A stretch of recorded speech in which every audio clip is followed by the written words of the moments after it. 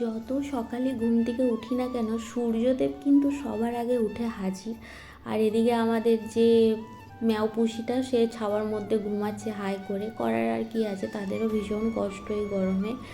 আর যেদিন আমার প্রচুর কাজ থাকে না সেদিন আমি উঠে আগে সকালে স্নান করে নিই, কারণ স্নানটা করলে না অনেকটা মানে নিজেকে হালকা লাগে শরীরটা।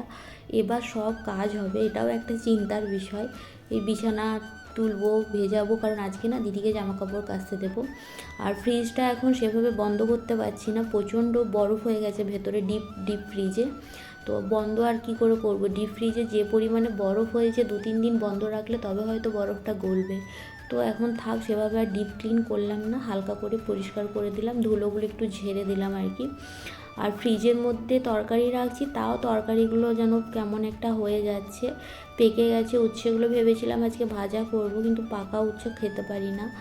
আর এই পাশে কিন্তু আমার তরকারি পাতিগুলো কাটা হয়ে গেল, কারণ তরকারি কাটা না খুব একটা চাপের কাজ বলে মনে হয়। তরকারি পাতি কাটা থাকলে না, গোছানো থাকলে রান্নাবান্না খুব ইজি হয়ে যায়। তো যাই হোক, এভাবে কিন্তু আমার সমস্ত রান্না আজকে হয়ে গেল।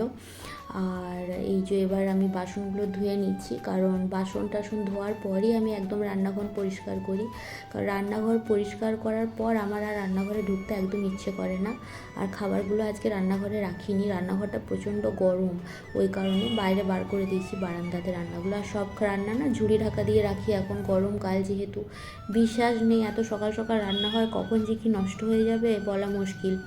আর এদিকে কিন্তু আমার গ্যাসটাও পুরোপুরি পরিষ্কার হয়ে গেছে, টাইলস দিয়ে সব কিছু আমি গুছিয়ে পরিষ্কার করে নিলাম।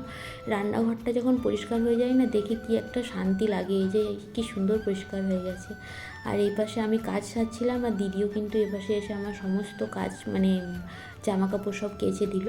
আর দিদি খালি আমাকে এসে বলবে, তুমি এখানে কি করে মিলবে এত জামা কাপড়, ছাদে দিয়ে দিই।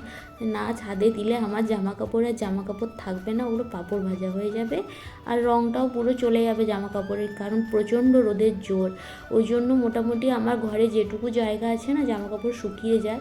আর এখন সত্যি কথা বলতে যে পরিমাণে গরম পড়েছে, বিকেলের মধ্যেই ঘরের ভেতরে সব জামা কাপড় কিন্তু শুকিয়ে যাবে।